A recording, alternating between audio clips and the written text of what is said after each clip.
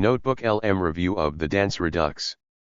By Alan Lee Whiteman, May 30, 2025. I made my fourth dive into NotebookLM by providing the AI with an actual MP4 video of the Dance Redux, version 2 of my earlier The Dance upload to YouTube. There were some audio glitches in the video that I needed to correct, and I decided to change the language a bit and fold in some topics from science fiction, books that I had absorbed many years ago, Ringworld and Riverworld by Niven and Farmer respectively. Niven likely borrowed some concepts from Farmer, and he presented a newer concept of sex with aliens in the first Ringworld book. I started thinking about that and one of the pictures from ChatGPT, the third picture to be exact, and decided that NotebookLM might have some fun with it. Okay, well, better than okay, but still a bit heavy on the sex focus, an overemphasis that I am willing to go along with for an early AI product that is still in beta release. Here are some ChatGPT synthetic pictures that go with the review. First, second, third. First, human man as the dance partner follower, the alien is the leader in the embrace. Second, alien as the follower, human man as the leader in the dance frame embrace.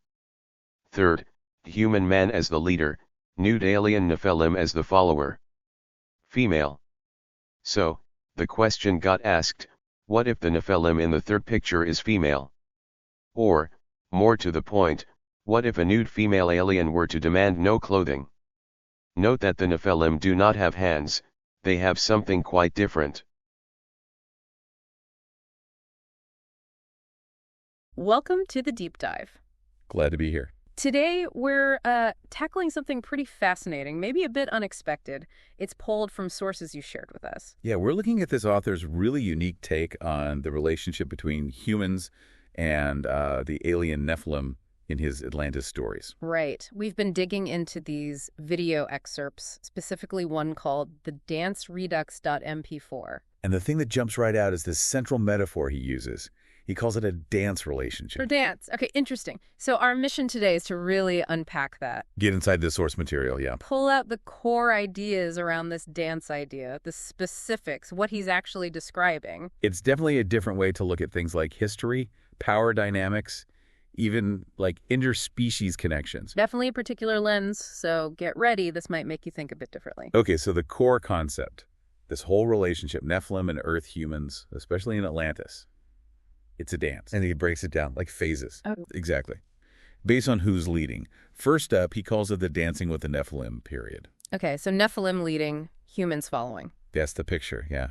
The initial setup. Got it. But then there's a later phase, the tango with the Nephilim. Tango, okay, different vibe. Yeah, this is when the Nephilim were apparently gone for a bit, and these superhuman KA Atlanteans started trying things out. They flipped it. They tried to. Humans experimenting with being the leader, Nephilim following. Yeah.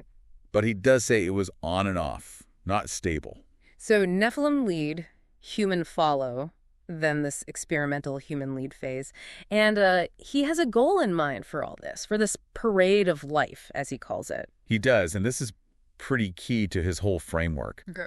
The author suggests the goal is for humans to permanently be the leader. Permanently. And the Nephilim permanently the follower. That's presented as like the ultimate endpoint of this whole dynamic. What?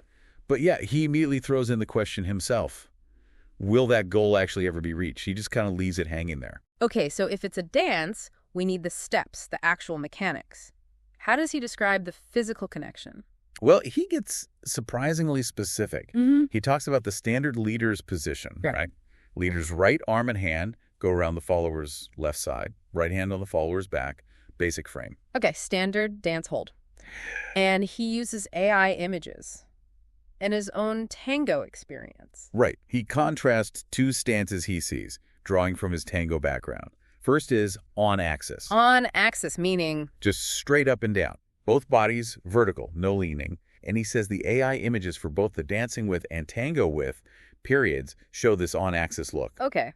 But that's not the main event for him, is it? Not at all. He contrasts it immediately with the lean stance. The lean. What's that about? So the lean, he says, is what you see in real social tango. It's physically different. How so? Much closer up top, in the upper chest area.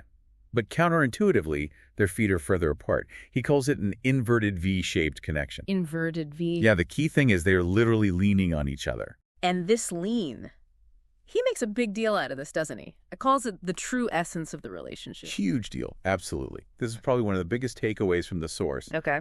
He argues that with this lean, the interdependence is so total that if one partner just vanished, like poof, Yeah.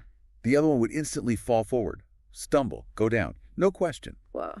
That physical reliance, just needing the other person there to stay upright, that, for him, is the core truth of the Nephilim-Atlantean bond. A relationship where if one goes, the other collapses. Literally. It's a really potent image. And he connects this to his own experience. Yeah, he mentions his writing harps on the lean aspect. Yeah. Because it's the kind of intense physical dance connection he personally always looked for, so it resonates with him. Mm-hmm. And there's a practical dance reason, too? He throws that in, yeah. Claims the lean actually helps execute more complex moves, like something called the single and triple Volca tango pattern. Apparently. Especially if the follower isn't experienced. He insists you can't really lead a proper Volca on axis. Okay, so the lean is symbolic of deep reliance and enables more advanced interaction, metaphorically speaking. That seems to be the idea, yeah. All right, so we have the dance, the rolls, the crucial lean. What about the dancers themselves? What do these Nephilim look like, according to this author? Well, based on his descriptions with the AI images, they're humanoid in the basic layout. Head, body, arms, legs. Feet aren't really shown clearly, though. But the details are where it gets alien. Oh, very much so. Oh. Hands aren't human. He describes them as having a tentacle set. Tentacles. Or, he says, think of them like claws, as would be the case with a garden lizard. Claws like a lizard. Oh, okay. What else? Ears aren't human either. He says they have holes in the skull for receiving sound waves. Again, like a garden lizard. Huh. Skull holes and claws. Definitely not human. Skin. Skin's different, too. Described as hairless, about 1-inch diameter, skin plates that touch or overlap a bit. Skin plates. And clothes. Generally, no. He says they appear nude. Notes that the AI had to add pants sometimes because of filters, but one image apparently showed the skin texture without them. But there was something about a vest. Right. For some of them, Nephilim with status, importance, they might wear a vest, but it only covers the chest, open at the shoulders. It's just a mark of office or position, he says, not for warmth or anything. Got it. And he mentioned a derogatory term. Yeah, points out that in the literature he's working with, the term lyces is sometimes used as a slur for them, like lizards. Lyses, okay.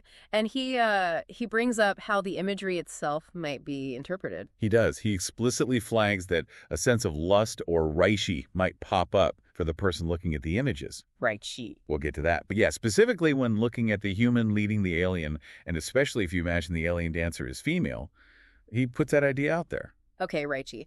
This leads into another thread, right? His references to science fiction. Exactly. He brings up classic sci-fi authors, Larry Niven, Philip Jose Farmer. Ringworld and Riverworld. Mentions both, yeah. Niven's Ringworld, Farmer's Riverworld. And actually, as a side note, he comments on how much Niven's Ringworld structures look like the worlds in the Halo games. The giant rings, the walls, the sun blockers. Huh, interesting aside. But the main point from sci-fi here is... he focuses on a specific concept he credits Niven with introducing, possibly with Farmer's influence. Which is? The idea of sex between different alien races becoming a theme in sci-fi. Ah, okay. And that's where Reishi comes from. That's where he pulls the term reicht. He defines it as a euphemism, basically, for sex with aliens, taken from that sci-fi context. So Rice means alien sex in this context, and he loops this back to the dance images. Directly. He connects reicht and that sense of lust or reishi right back to visualizing the dance. He asks you, the listener, to look again at the image of the human leading the alien. And specifically imagine the alien is female. Right. And consider the feelings or imagery that brings up, explicitly linking the dance posture to this sci-fi concept of interspecies intimacy, or reichi. It's a very deliberate layering of ideas by the author. Okay. Let's try and bring this all together. It's a really unique framework this author is building. Definitely imaginative. He's using this dance metaphor as his main tool, exploring power shifts, leader, follower, and the whole structure of the human-Nephilim relationship. And the lean is really the heart of it. It really is. It's not just a dance move. It's the symbol of this deep, almost frightening interdependence he describes. That idea of literally leaning on each other to stay standing. If one's gone, the other falls. It's maybe the most powerful single image or concept from this whole source, yeah? Yeah. That critical reliance. It does make you think, doesn't it? about connection, using something physical like dance to explore power, reliance, and that core idea, a relationship so interconnected that losing one partner means collapse for the other. What does that make you think about, just in general? Well, it really highlights the vulnerability in deep connection, doesn't it? Yeah. How much partners can come to rely on each other, maybe without even realizing the depth of it until something changes. It kind of reframes dependence. Or maybe it's not just weakness, but a fundamental part of certain intense bonds. Yeah.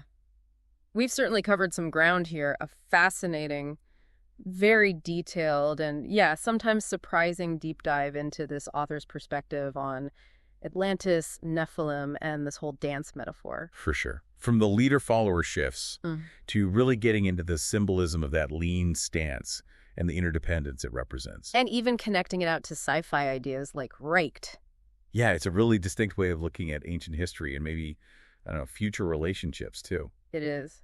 So here's maybe a final thought to chew on as we wrap up. If relationships, historical ones, personal ones, maybe even hypothetical future ones with something unknown if they are like a dance. Sometimes you lead, sometimes you follow, and sometimes you absolutely have to lean on each other just to stay upright. What does that really suggest about how humanity might navigate its connections, its future, with anything truly different from itself?